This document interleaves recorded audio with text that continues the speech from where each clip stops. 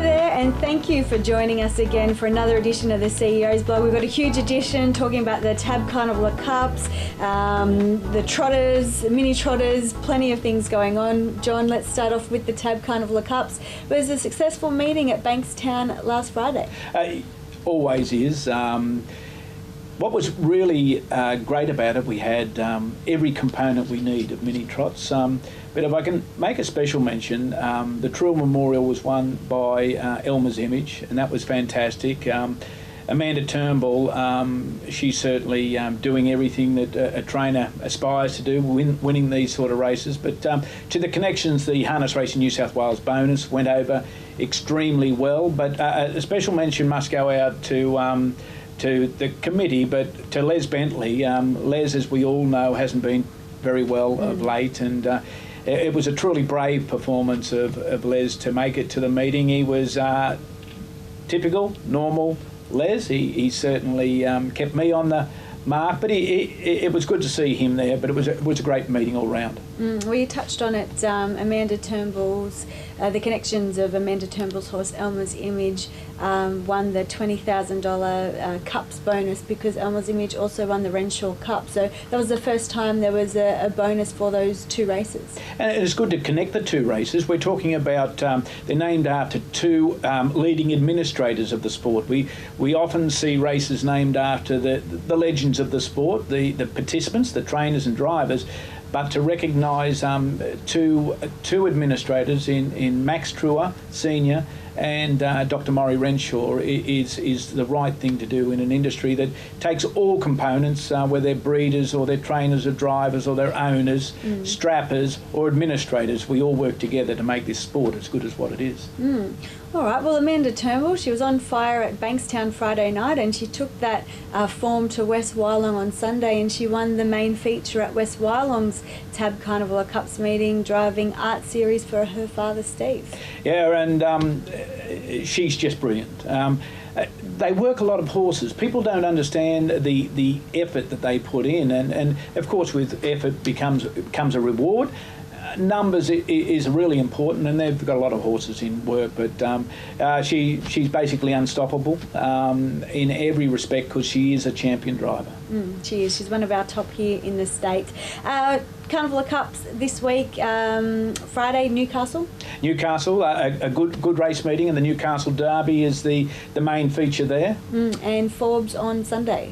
Forbes, again, another very solid meeting, 8 strong races there, so I encourage anybody that's near Newcastle or Forbes to attend, and of course if they can't, all the action is on Sky Racing. Well, in between those two meetings on Saturday night at Tabcorp Park, Menangle, is the New South Wales Trotters Oaks, as well as the Group 3 La Cucaracha for the trotting mares, and that kicks off the Trot New South Wales Carnival for the month. It does, and it's fantastic that these horses, these mares, now there's only 7 in the field, that they're racing for $40,000, so there's plenty of opportunity there for trotters, and we see week in, week out that trotters make up the majority or a good proportion of the fields on a Tuesday at Menangle. This is a long-term strategy. You must recall, although you're probably too young to recall, trotting, square gating, was actually banned in New South Wales. All racing ceased for 2 or 3 seasons, but the club, the principal club, Club Menangle, whichever you want to call it, put in a strategy back in the 1990s. They've brought trotting back in, and it's good to see the number of trainers that have trotters, especially the younger trotters. Jason Grimson won the other day with a trotter. I urge every stable, especially if you're in the near metropolitan area, have a trotter. These races are there. They're racing for very good prize money, and there's always races on for them. Yeah, Jason Grimson won one of those foundation series, which was great to see, one of the heats of that. So just one question I wanted to ask you, John, was with the New South Wales Trotters Oaks this Saturday night, there's only the 7 runners, and there was a question raised on Twitter: what happens to the prize money from 8th to 10th that's allocated for that race? A good question. That money goes into the fund. The prize money will be eventually distributed, but that'll cover off where a standard race meeting is 8 races. So when you see a 9th race, that money must come from somewhere. So the money we accumulate through short fields, and that little bit of prize money not being distributed, mind you, the major amount of prize money is distributed, that goes towards that fund, and we use it throughout the year. So it's not lost the industry. It's certainly there to be won, but once again, $40,000 is a good amount of money. It's there for trainers and owners to nominate for those races, so they need to be there. All right, talking about good amount of money, the APG finals are next Saturday night at Albion Park, $350,000 finals. A new concept, APG returns to Albion Park. It had a little bit of a recess from Albion Park, but the racing across Victoria, New South Wales and Queensland has been in the heats, has been really good. Emma Stewart and Chrissy Alford absolutely dominated in Victoria with both the fillies and the colts. A little bit of a mixed bag here in New South Wales with the winners. There were no dominant winners. There were some long price winners in those heats, which is good, because it shows that on that big track at Menangle, a horse gets every opportunity. In Queensland, what can I say? The filly of Wayne Honan's, she's something special, the way she dominated that heat. So we move to Queensland in a couple of weeks, and we'll see some both the fillies and the colts final run on the same night. So that's a first ever.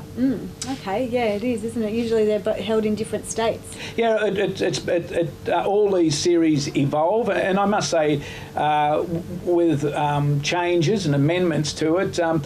Harness Racing New South Wales, as a controlling body in this state, we have fielded quite a few concerns from owners and trainers about how it's set up this year.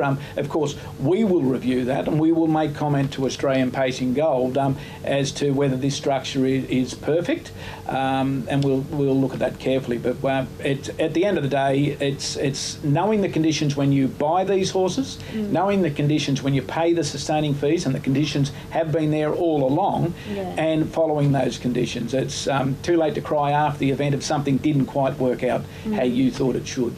Okay, let's change the tune, John. There are some positions vacant here at Harness Racing New South Wales. Yes, we'll over the next 3 weeks we're looking to replace, and I make it quite clear, replace staff that have moved on for a number of reasons. A cadet steward, a senior steward. We're looking for a youth development officer.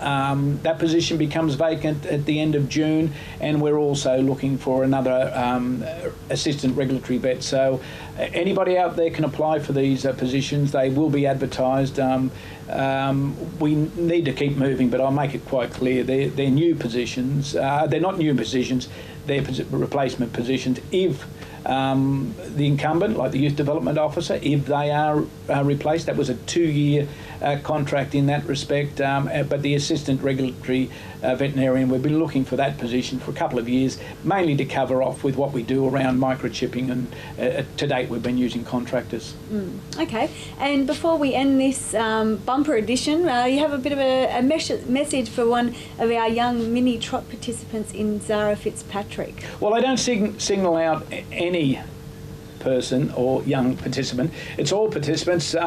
School holidays are now over, and you need to be back at school, because if you're going to be in this industry, you need to get that solid education behind you. So ZARA, as much as you love working those horses, school's in, and there'll be another holiday in a couple of months' time. But keep on mini trotting, and that's where we go with this youth development officer. We've got so much to do, because we've got so many good young people in this sport that have got so much to offer, and that is our future. Yes, ZARA, she's got a beautiful nature, and she absolutely loves her horses. She helps the stable in the morning before she goes to school, and has her mini trotters, and one at Bankstown on Friday night, I believe. She did, and I said to her, what will the reward be? Or what can I tell your mum and dad? And she basically didn't want to go back to school. So, ZARA, you've got to go back to school. Yeah, all right.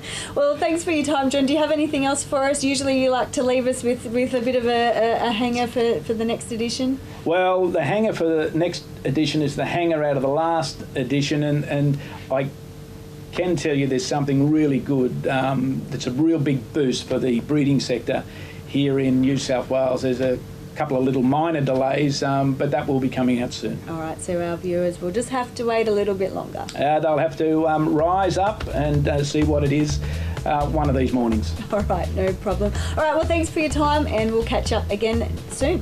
Thank you, Amanda.